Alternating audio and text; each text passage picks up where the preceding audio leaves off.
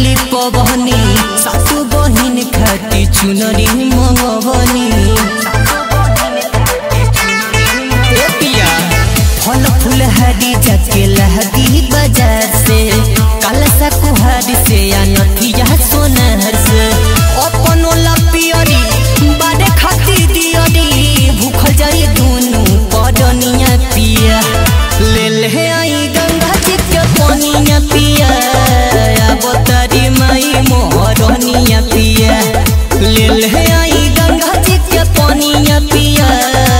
अवतारी माई मोहरनिया पिया।